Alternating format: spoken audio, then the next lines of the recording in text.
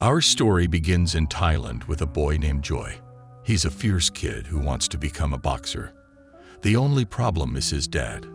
Though he's a boxer himself, he wants a different future for Joy and gets mad to find out the boy skipped school. On top of that, he's been picking fights with the governor's son, a boy named Cherd. But when the family meets their spiritual guide to discuss that, he sides with the kid, reminding Dad of how unruly he was at the same age. Joy has good grades and works much harder than any governor's son. Leaving the temple, Joy is ambushed by a group of boys throwing fruits. That only makes the boy more motivated to become a fighter.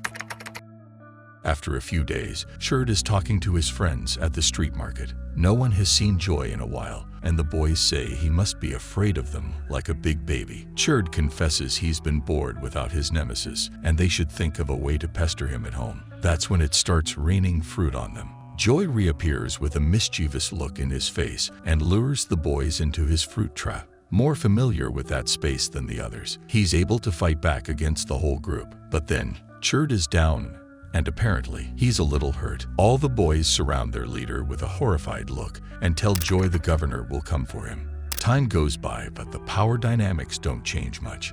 As a young man, he can still hear his dad's voice urging him to think before he acts. He's still running from Cherd too. His pals have grown into his goons, and now they're on horseback, but they keep falling for that same trick, lured into the wrong territory. Joy starts to kick them off their horses and take them down one by one. At one point, Cherd is so jumpy he almost strikes one of his own. His turn soon comes as well, and Joy takes his horse. Livid to see him escape again, Cherd takes it out on his allies. Later that day, the governor asks his son what on earth happened to his face. Cherd whines about Joy ambushing him and says he could use some help with crushing that brat. The governor tells him to grow up already and deal with his own problems. How come he was ambushed by one dude if he has a whole team? Cherd is even more annoyed now. Meanwhile, Joy is watching a fight organized by Tuam, an older man who makes money off the bets. He joins the group and soon becomes known as one of the best. Some of the fights are so wild the audience has to run after them to keep watching. Until one day, a man comes with a high sum and even offers to throw in his expensive sword. Tuam rejoices at the easy money, but that man is a very skilled fighter, and he beats Joy. Angry at the loss, Tuam tells the other to leave Joy there to rot like a dog. The boy is rescued by a drunk guy who's always watching the fights.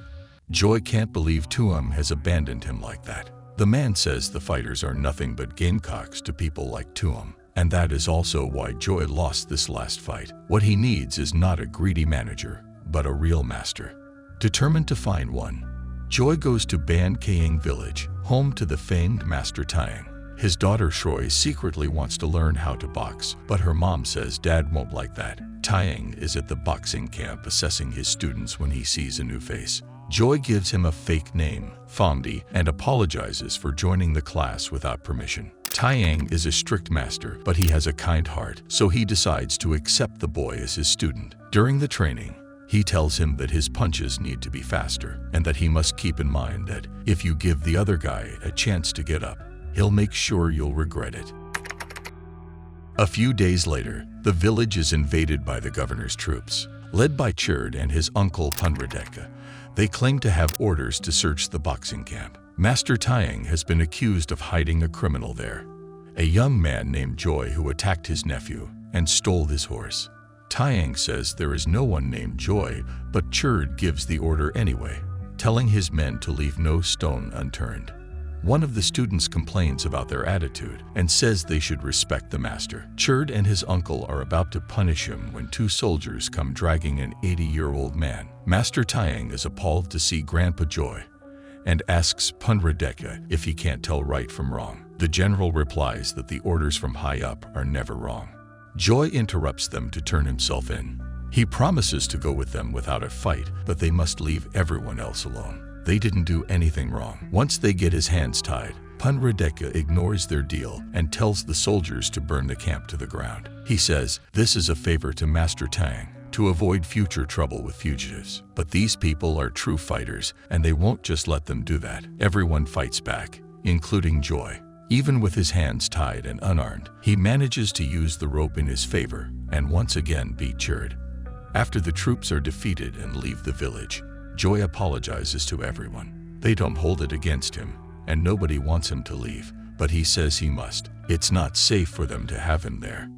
Master Taiyang respects his decision and says he should go to Ban Tha Sao to continue his training. While Joy starts his journey there, Cherd and his uncle are getting an earful from the governor. He is furious because of what they did to Master Taiyang, and also because many of his soldiers came back injured.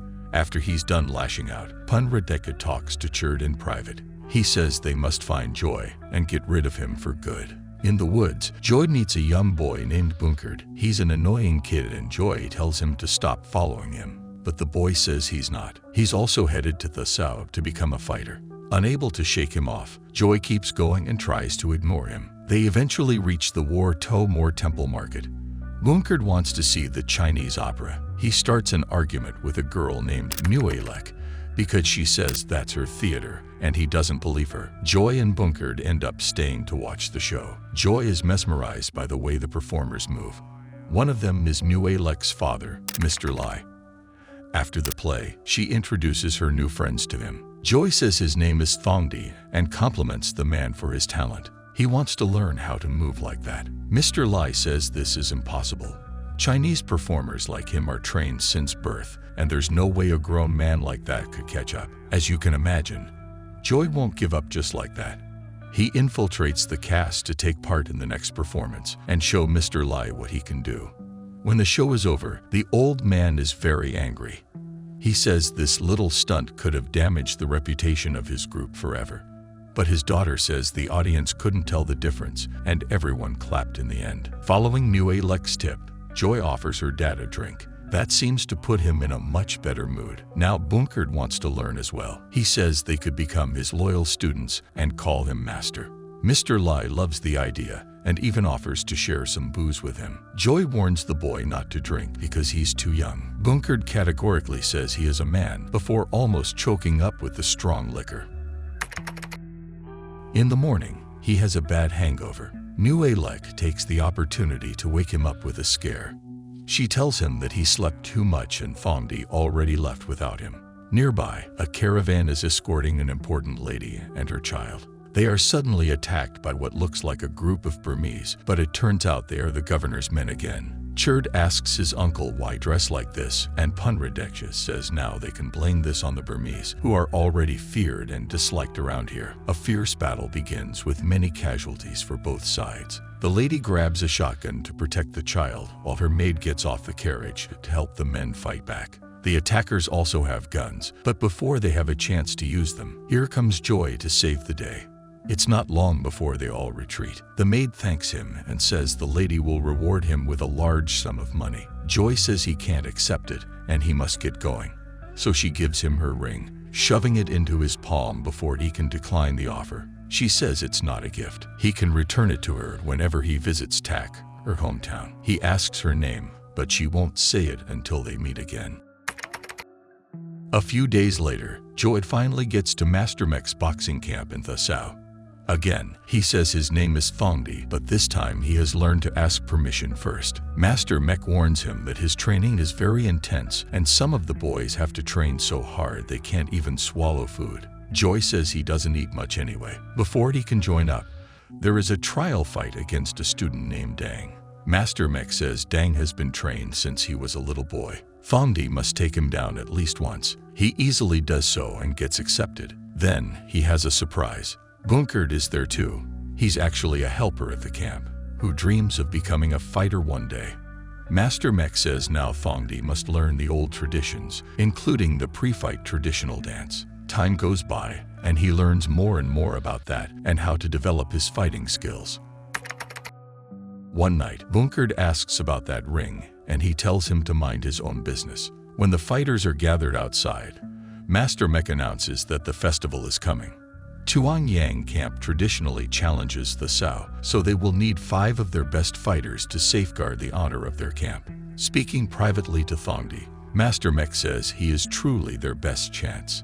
At the festival, they meet Muay Lek again. Bunkard can't wait to share all the gossip. He tells her that Thongdee is in love and spends every night looking at a mysterious ring. And just as he's saying there, Thongdee sees that same woman in the crowd. She is there with that lady and the child again. He still wants to know her name, so he starts to practice the best way to ask. Coming right behind him, she hears the rehearsal and laughs. Her name is Ramyeon. She says her uncle is a famous boxing master, and they should meet. Thongdee says he's more interested in getting to know her first. Right when he is about to return the ring, Bunkard barges in and says the mystery is finally solved. He tells Ramyeon that his friend is lovesick and worships that ring every night.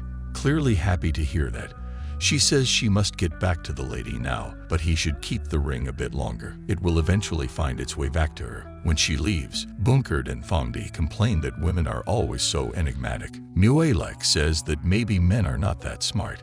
It's time for the big competition. A fighter named Tuk has knocked out all of Master Mech's students. People are saying this is the doom of the Sao, and it will become an empty camp. Thongdee presents himself as the last fighter to represent the Sao. He beats Tuk, who is then immediately rejected by his own master.